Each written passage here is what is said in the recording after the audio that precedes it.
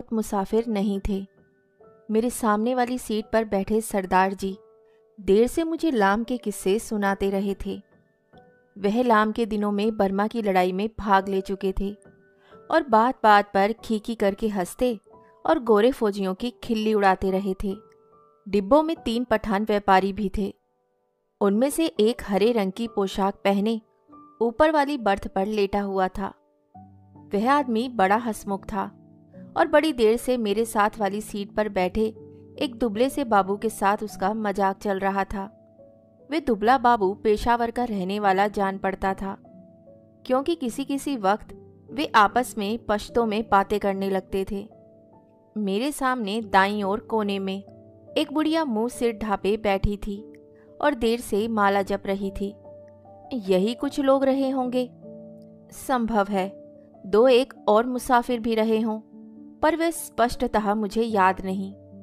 गाड़ी धीमी रफ्तार से चली जा रही थी और गाड़ी में बैठे मुसाफिर बतिया रहे थे और बाहर गेहूं के खेतों में हल्की हल्की लहरियां उठ रही थी। और मैं मन ही मन बड़ा खुश था, क्योंकि मैं दिल्ली में होने वाला स्वतंत्रता दिवस समारोह देखने जा रहा था। उन दिनों के बारे में सोचता हूं तो लगता है हम किसी झुटपुटे में जी रहे हैं। शायद समय बीत जाने पर अतीत का सारा व्यापार ही झुटपुटे में बीता जान पड़ता है। जो जो भविष्य के पट खुलते जाते हैं, ये झुटपुटा और भी गहराता चला जाता है। उन्हीं दिनों पाकिस्तान के बनाने का ऐलान किया गया था और लोग तरह तरह के अनुमान लगाने लगे थे कि भविष्य में जीवन की रूपरेखा कैसी होगी, पर किसी की भी कल्पना बहुत दूर तक नहीं जा पाती थी। मेरे सामने बैठे सरदार जी बार बार मुझसे पूछ रहे थे कि पाकिस्तान बन जाने पर जिन्ना साहिब बंबई में ही रहेंगे या पाकिस्तान में जाकर बस जाएंगे, और मेरा हर बार यही जवाब होता, अब बंबई क्यों छोड़ेंगे, पाकिस्तान में आते जाते रहेंगे। बंबई छोड़ देने में क्या तुक है। लाहौर और गुरदासपुर के बारे में भी अनुमान लगाए जा रहे थे कि कौन सा शहर किस ओर जाएगा। मिल बैठने के ढंग में, गपशप में, हंसी मजाक में कोई विशेष अंतर नहीं आया था। कुछ लोग अपने घर छोड़कर जा रहे थे, जबकि अन्य लोग उनका मजाक उड़ा रहे थे। कोई नहीं जानता था कि कौन सा कदम ठीक होगा और कौन सा गलत। एक और पाकिस्तान बन जाने का जोश था, तो दूसरी ओर हिंदुस्तान के आज़ाद होने का जोश। जगह जगह दंगे भी हो रहे थे और योम आज़ादी की तैयारियां भी चल रही थी। इस पृष्ठभूमि में लगता देश आज़ाद हो जाने पर दंगे अपने आप बंद हो जाएंगे। वातावरण में इस झुटपुट में आज़ादी की सुनहरी धूल सी उड़ रही थी और साथ ही साथ अनिश्चय भी डोल रहा था। और इसी अनिश्चय की स्थिति में किसी किसी वक्त भावी रिश्तों की रूपरेखा झलक दे जाती थी।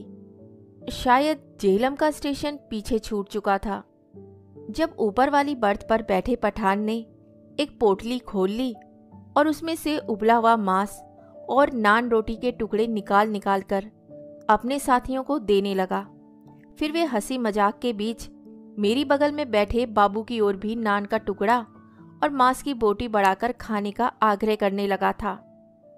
खा ले बाबू, ताकत आएगी, हम जैसा हो जाएगा, बीबी भी तेरे साथ खुश रहेगी। काले दालकोर, तू दाल खाता है इसलिए दुबला है। डिब्बों में लोग हंसने लगे थे। बाबू ने पश्तो में कुछ जवाब दिया और फिर मुस्कुराता सिर हिलाता रहा। इस पर दूसरे पठान ने हंसकर कहा, अरे ओ जालिम, हमारे साथ से नहीं लेता है तो अपने हाथ से उठा ले। खुदा कसम बर का गोश्त है और किसी चीज का नहीं है। ऊपर बैठा पठान चहक कर बोला, ओ खंजीर के तुम, इधर तुम्हें कौन देखता है, हम तेरी बीवी को नहीं बोलेगा। ओ तू हमारे साथ बोटी तोड़, हम तेरे साथ दाल पिएगा। इस पर कह कहा उठा, पर दुबला पतला बाबू हंसता सिर हिलाता रहा और कभी कभी 2 शब्द पस्तों में भी कह देता। ओ एक खोतिया, कितना बुरा बात है, हम खाता है और तू हमारा मुंह देखता है। सभी पठान मग्न थे। यह इसलिए नहीं लेता कि तुमने हाथ नहीं धोए हैं, स्थूलकाय सरदार जी बोले और बोलते ही खीखी करने लगे। अधलेटी मुद्रा में बैठे सरदार जी की आधी तोंद सीट के नीचे लटक रही थी। तुम अभी सोकर उठे और उठते ही पोटली खोलकर खाने लग गए हो, इसलिए बाबूजी तुम्हारे हाथ से नहीं लेते, और कोई बात नहीं। और सरदार जी ने मेरी ओर देखकर आंख मारी और फिर खीखी करने लगे। मांस नहीं खाता ये बाबू, तो जाओ जनाना डब्बे में बैठो, इधर क्या करता है। फिर कह कहा उठा। डब्बे में और भी अनेक मुसाफिर थे, लेकिन पुराने मुसाफिर यही थे जो सफ़र शुरू होने में गाड़ी में बैठे थे। बाकी मुसाफिर उतरते चढ़ते रहते थे। पुराने मुसाफिर होने के नाते उनमें एक तरह की बेतकल्लुफ़ी आ गई थी। ओए इधर आकर बैठो, तुम हमारे साथ बैठो। अरे आओ जालिम, किस्सा खाने की बातें करेंगे। तभी किसी स्टेशन पर गाड़ी रुकी थी और नए मुसाफिरों का रेला अंदर आ गया था। बहुत से मुसाफिर एक साथ अंदर घुसते चले आए थे।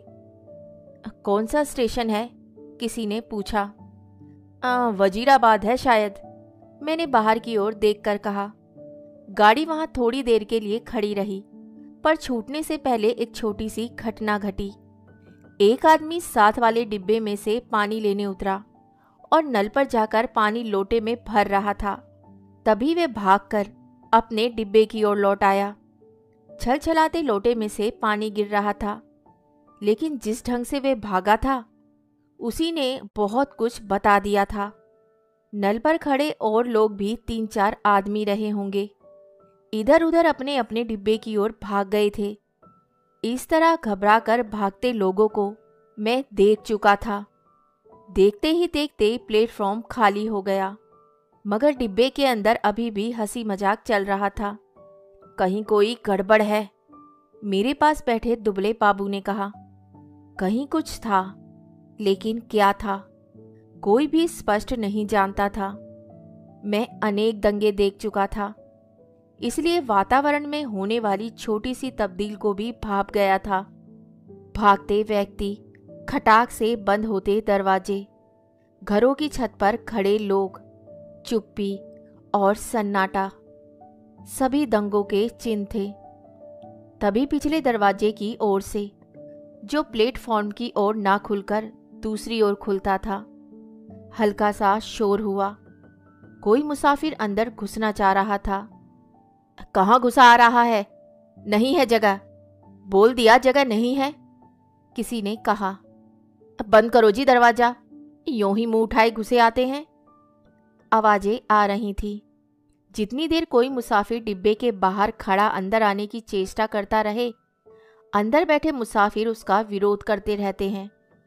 पर एक बार जैसे तैसे वे अंदर आ जाए तो विरोध खत्म हो जाता है और वे मुसाफिर जल्दी ही डिब्बे की दुनिया का निवासी बन जाता है और अगले स्टेशन पर वही सबसे पहले बाहर खड़े मुसाफिरों पर चिल्लाने लगता है।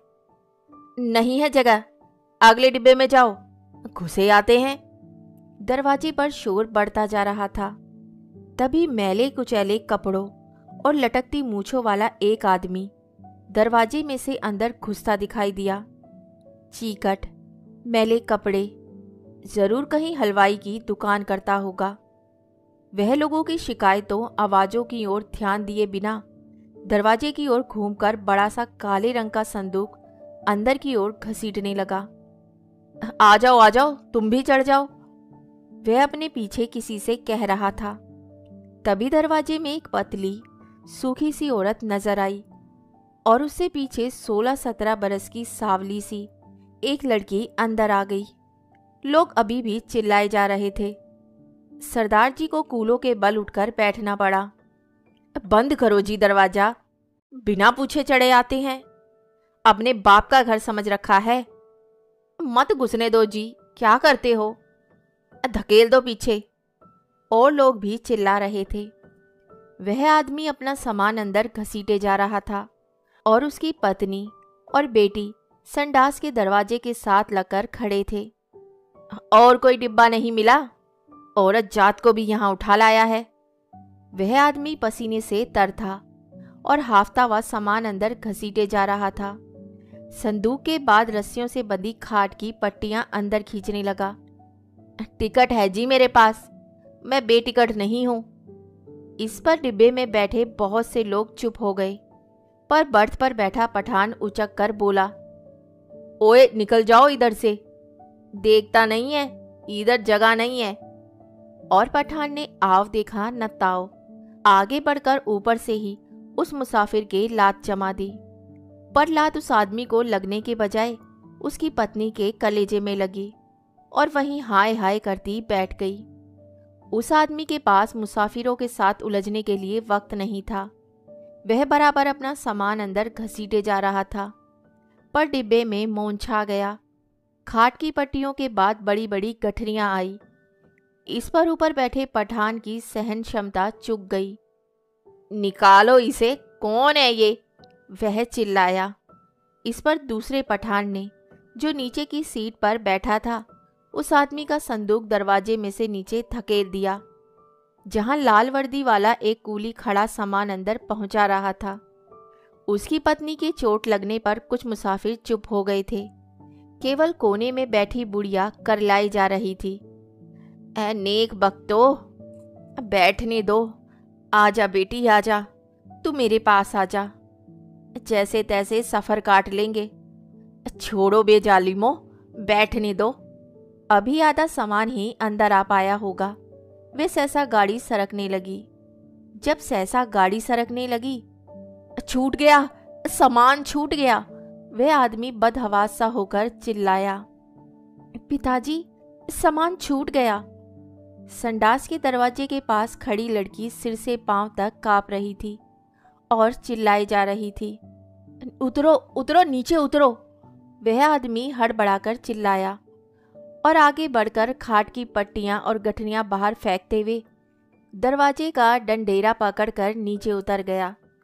उसके पीछे उसकी व्याकुल बेटी और फिर उसकी पत्नी कलेजे को दोनों हाथ से दबाए हाय हाय करती नीचे उतर गई। बहुत बुरा किया है तुम लोगों ने, बहुत बुरा किया, बुढ़िया ऊंचा ऊंचा बोल रही थी। तुम्हारे दिल में दर्द मर गया है, छोटी सी बच्ची उसके साथ थी। बेरहमो, तुमने बहुत बुरा किया है, धक्के देकर उतार दिया है। गाड़ी सूने प्लेटफॉर्म को लांघती हुई आगे बढ़ गई। डिब्बे में व्याकुल सी चुप्पी छा गई। बुढ़िया ने बोलना बंद कर दिया था। पठानों का विरोध कर पाने की हिम्मत ना हुई। तभी मेरे बगल में बैठे दुबले बाबू ने मेरे बाजू पर हाथ रखकर कहा, आग है, देखो आग लगी है। गाड़ी प्लेटफॉर्म छोड़कर आगे निकल आई थी और शहर पीछे छूट रहा था। तभी शहर की ओर से उठते धुएं के बादल और उनमें लपलपाती आग के शोले नजर आने लगे। दंगा हुआ है, स्टेशन पर लोग भी भाग रहे थे, कहीं दंगा हुआ है जरूर। शहर में आग लगी थी। बार्थ डिब्बे भर के मुसाफिरों को पता चल गई और वे लपक लपक कर खिड़कियों में से आग का दृश्य देखने लगे। जब गाड़ी शहर छोड़कर आगे बढ़ गई तो डिब्बे में सन्नाटा छा गया। मैंने घूमकर डिब्बे के अंदर देखा। दुबले बाबू का चेहरा पीला पड़ गया था और माथे पर पसीने की परत किसी मुर्दे के माथे की तरह चमक रही थी। मुझे लगा जैसे अपनी अपनी जगह बैठे सभी मुसाफिरों ने अपने आसपास बैठे लोगों का जायजा ले लिया है। सरदार जी उठकर मेरी सीट पर आ बैठे। नीचे वाली सीट पर बैठा पठान उठा और अपने दो साथी पठानों के साथ ऊपर वाली बर्थ पर चढ़ गया। यही क्रिया शायद रेलगाड़ी के अन्य डिब्बों में भी चल रही थी। डिब्बों में तनाव आ गया। लोगों ने बतियाना बंद कर दिया।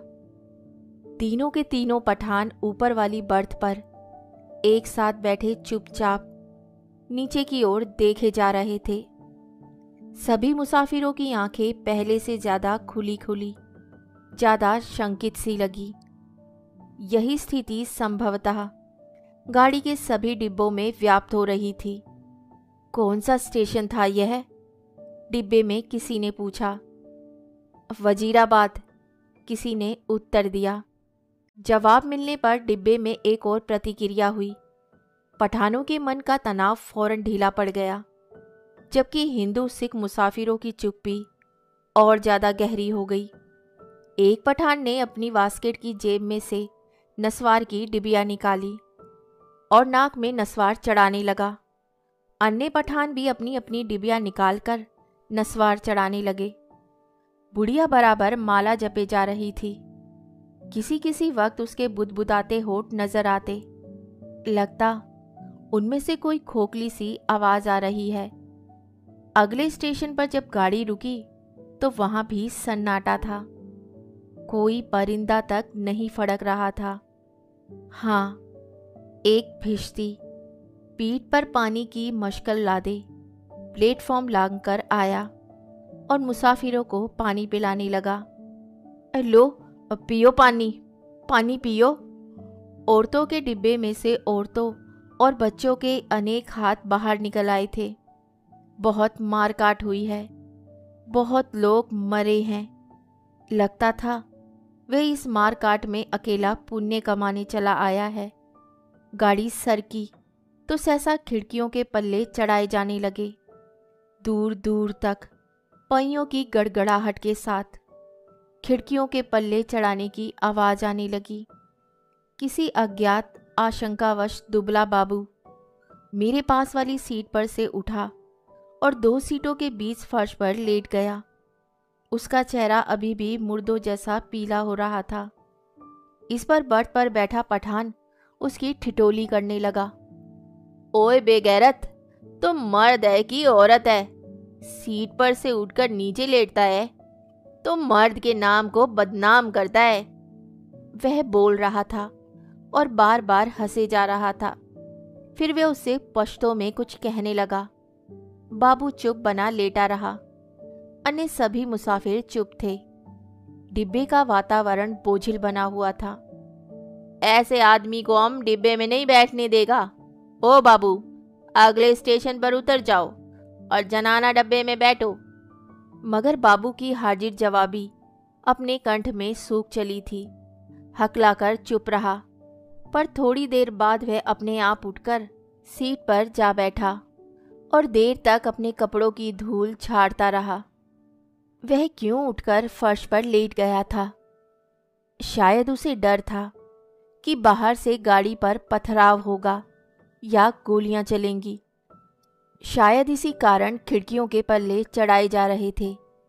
कुछ भी कहना कठिन था। मुमकिन है किसी एक मुसाफिर ने किसी कारण से खिड़की का पल्ला चढ़ाया हो। उसकी देखा देखी बिना सोचे समझे धड़ाधड़ खिड़कियों के पल्ले चढ़ाए जाने लगे थे। बोझिल अनिश्चित से वातावरण में सफ़र कटने लगा। रात गहराने लगी थी। डिब्बे के मुसाफिर स्तब्ध और शंकित ज्यों के त्यों बैठे थे। कभी गाड़ी की रफ्तार सहसा टूटकर धीमी पड़ जाती तो लोग एक दूसरे की ओर देखने लगते। कभी रास्ते में ही रुक जाती तो डिब्बे के अंदर का सन्नाटा और भी गहरा उठता। केवल पठान निश्चिंत बैठे थे। हाँ, उन्होंने भी बतियाना छोड़ दिया था, क्योंकि उनकी बातचीत में कोई भी शामिल होने वाला नहीं था। धीरे धीरे पठान ऊँघने लगे, जबकि अन्य मुसाफिर फटी फटी आंखों से शून्य में देखे जा रहे थे। बुढ़िया मुंह सिर लपेटे टांगे सीट पर चढ़ाए बैठी बैठी सो गई थी। ऊपर वाली बर्थ पर एक पठान ने अधलेटे ही कुर्ते की जेब में से काले मनकों की तस्बीर निकाल ली और उसे धीरे धीरे हाथ में चलाने लगा। खिड़की के बाहर आकाश में चांद निकल आया और चांदनी में बाहर की दुनिया और भी अनिश्चित और भी अधिक रहस्यमयी हो उठी। किसी किसी वक्त दूर किसी ओर आग के शोले उठते नजर आते। कोई नगर जल रहा था। गाड़ी किसी वक्त चिंगाड़ती हुई आगे बढ़ने लगती, फिर किसी वक्त उसकी रफ्तार धीमी पड़ जाती और मीलों तक धीमी रफ्तार से ही चलती रहती। सहसा दुबला बाबू खिड़की में से बाहर देखकर ऊंची आवाज में बोला, हरबंस पूरा निकल गया है। उसकी आवाज में उत्तेजना थी। वे जैसे चीख कर बोला था। डिब्बे के सभी लोग उसकी आवाज सुनकर चौंक गए। उसी वक्त डिब्बे के अधिकांश मुसाफिरों ने मानो उसकी आवाज को ही सुनकर करवट बदली अरे ओए बाबू, तुम चिल्लाता क्यों है? तस्बी वाला पठान चौंक कर बोला। इधर उतरेगा तुम, जंजीर खींचूं? और खीखी करके हंस दिया। जाहिर है वह हरबंसपुरा की स्थिति से अथवा उसके नाम से अनभिज्ञ था। बाबू ने कोई उत्तर नहीं दिया, केवल सिर हिला दिया और एक आध बार पठान की ओर देखकर फिर खिड़की के बाहर झांकने लगा। डब्बे में फिर मौन छा गया। तभी इंजन ने सीटी दी और उसकी एक रस रफ्तार टूट गई। थोड़ी ही देर बाद खटाक सा शब्द सुनाई दिया। शायद गाड़ी ने लाइन बदली थी। बाबू ने झांक कर उस दिशा में देखा जिस ओर गाड़ी बढ़ी जा रही थी। शहर आ गया है, वे फिर ऊंची आवाज में चिल्लाया। अमृतसर आ गया है, उसने फिर से कहा और उछलकर खड़ा हो गया और ऊपर वाली बर्थ पर लेटे पठान को संबोधित करके चिल्लाया। ओबे पठान के बच्चे, नीचे उतर, तेरी माँ की नीचे उतर, तेरी उस पठान बनाने वाले की मैं। बाबू चिल्लाने लगा और चीख चीख कर गालियां बकने लगा था। तस्बी वाले पठान ने करवट बदली और बाबू की ओर देखकर बोला। ओए क्या है बाबू, हमको कुछ बोला? बाबू को उत्तेजित देखकर अन्य मुसाफिर भी उठ बैठे। नीचे उतर साले, तेरी मैं। हिंदू औरत को लात मारता है, हरामजादे, तेरी उस। अरे ओ बाबू, बकर बकर नहीं करो। ओ खंजीर के तुख्म, गाली मत बको, हमने बोल दिया, हम तुम्हारा जबान खींच लेगा। कॉली देता है मदर, बाबू चिल्लाया और उछलकर सीट पर चढ़ गया। वह सिर से पांव तक कांप रहा था।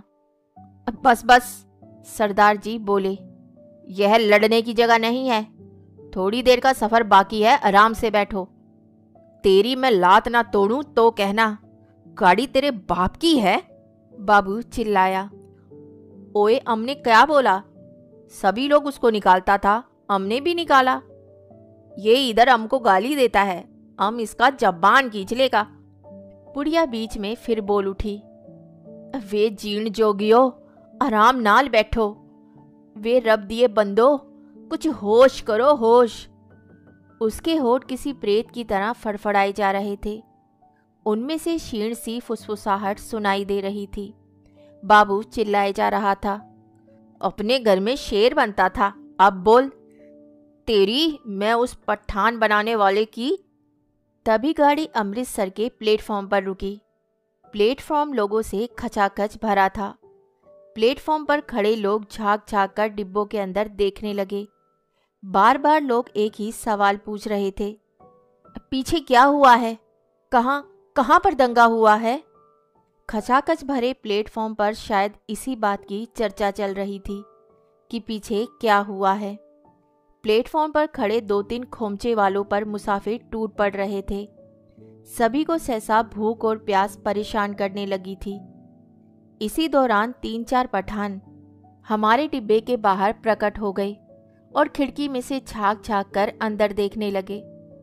अपने पठान साथियों पर नजर पड़ते ही वे उनसे पश्तो में कुछ बोलने लगे। मैंने घूम कर देखा, बाबू डिब्बे में नहीं था। ना जाने कब वे डिब्बे में से निकल गया था। मेरा माथा ठिनका। गुस्से में वह पागल हुआ जा रहा था। ना जाने क्या कर बैठे। पर इस बीच डिब्बों के तीनों पठान अपनी अपनी गठरी उठाकर बाहर निकल गए और अपने पठान साथियों के साथ गाड़ी के अगले डिब्बे की ओर बढ़ गए। जो विभाजन पहले प्रत्येक डिब्बे के भीतर होता रहा था, अब सारी गाड़ी के स्तर पर होने लगा था। खोमचे वालों के इर्द गिर्द भीड़ छटने लगी। लोग अपने अपने डिब्बों में लौटने लगे। तभी सहसा एक ओर से मुझे वह बाबू आता दिखाई दिया। उसका चेहरा अभी भी बहुत पीला था और माथे पर बालों की लट झूल रही थी। नजदीक पहुंचा तो मैंने देखा उसने अपने दाएं हाथ में लोहे की एक छड़ उठा रखी थी। जाने वे उसे कहाँ मिल गई थी। डिब्बे में घुसते समय उसने छड़ को अपनी पीठ के पीछे कर लिया और मेरे साथ वाली सीट पर बैठने से पहले उसने होले से छड़ को सीट के नीचे सरका दिया। सीट पर बैठते ही उसकी आंखें पठान को देख पाने के लिए ऊपर उठी, पर डिब्बे में पठानों को ना पाकर वे हड़बड़ाकर चारों ओर देखने लगा। निकल गए हरामी, मादर सबके सब निकल गए। फिर वे सिट पिटाकर उठ खड़ा हुआ, चिल्लाकर बोला, तुमने उन्हें जाने क्यों दिया? तुम सब नामर्द हो, बुज़दिल हो। पर गाड़ी में भीड़ बहुत थी, बहुत से नए मुसाफिर आ गए थे। किसी ने उसकी ओर विशेष ध्यान नहीं दिया। गाड़ी सरकने लगी तो वे फिर मेरी वाली सीट पर आ बैठा, पर वे बड़ा उत्तेजित था और बराबर बड़बड़ाए जा रहा था। धीरे धीरे हिचकोले खाती गाड़ी आगे बढ़ने लगी। डिब्बे में पुराने मुसाफिरों ने भरपेट पूरियां खा ली थी और पानी पी लिया था, और गाड़ी उस इलाके में आगे बढ़ने लगी थी जहां उनके जान माल को खतरा नहीं था। नए मुसाफिर बतिया रहे थे। धीरे धीरे गाड़ी फिर समतल गति से चलने लगी। कुछ ही देर बाद लोग ऊँघने भी लगे थे, मगर बाबू अभी भी फटी फटी आंखों से सामने की ओर देखे जा रहा था। बार बार मुझसे पूछता कि पठान डिब्बे में से निकलकर किस ओर गए हैं। उसके सिर पर जुनून सवार था। गाड़ी के हिचकोले में मैं खुद ऊँघने लगा था। डिब्बे में लेट पाने के लिए जगह नहीं थी। बैठे बैठे ही नींद में मेरा सिर कभी एक ओर लुढ़का जाता, कभी दूसरी ओर। किसी किसी वक्त झटके से मेरी नींद टूटती और मुझे सामने की सीट पर अस्त व्यस्त से पड़े सरदार जी के खर्राटे सुनाई देते। अमृतसर पहुंचने के बाद सरदार जी फिर से सामने वाली सीट पर टांगे पसार कर लेट गए थे। डिब्बे में तरह तरह की आड़ी तिरछी मुद्राओं में मुसाफिर पड़े थे। उनकी विभत्स मुद्राओं को देखकर लगता डिब्बा लाशों से भरा है। पास बैठे बाबू पर नजर पड़ती तो कभी वे खिड़की के बाहर मुंह किए देख रहा होता, कभी दीवार से पीठ लगाए तनकर बैठा नजर आता। किसी किसी वक्त गाड़ी किसी स्टेशन पर रुकती तो पहियों की गड़गड़ाहट बंद होने पर निस्तब्धता सी छा जाती। तभी लगता जैसे प्लेटफॉर्म पर कुछ गिरा है, ये जैसे कोई मुसाफिर गाड़ी में से उतरा है, और मैं झटके से उठकर बैठ जाता। इसी तरह जब एक बार मेरी नींद टूटी तो गाड़ी की रफ्तार धीमी पड़ गई थी और डिब्बे में अंधेरा था। मैंने उसी तरह अधलेटे खिड़की में से बाहर देखा। दूर दूर पीछे की ओर किसी स्टेशन के सिग्नल के लाल कुमकुमे चमक रहे थे। स्पष्टतः गाड़ी कोई स्टेशन लांग कर आई थी, पर अभी तक उसने रफ्तार नहीं पकड़ी थी। डिब्बे के बाहर मुझे धीमे से आस्फुट स्वर सुनाई दिए। एक धूमिल सा काला पुंज नजर आया। नींद की खुमारी में मेरी आंखें कुछ देर तक उस पर लगी रहीं। फिर मैंने उसे समझ पाने का विचार छोड़ दिया। डिब्बे के अंदर अंधेरा था, बत्तियां बुझी हुई थी, लेकिन बाहर लगता था पोप फटने वाली है। मेरी पीठ पीछे डिब्बे के बाहर किसी चीज को खरोचने की सी आवाज सी आई। मैंने दरवाजे की ओर घूमकर देखा। डिब्बे का दरवाजा बंद था। मुझे फिर से दरवाजा खरोचने की आवाज सुनाई दी। फिर मैंने साफ साफ सुना लाठी से कोई डिब्बे का दरवाजा पटपटा रहा था। मैंने झांककर खिड़की के बाहर देखा। सचमुच सचमुच एक आदमी डिब्बे की 2 सीढ़ियां चढ़ आया था।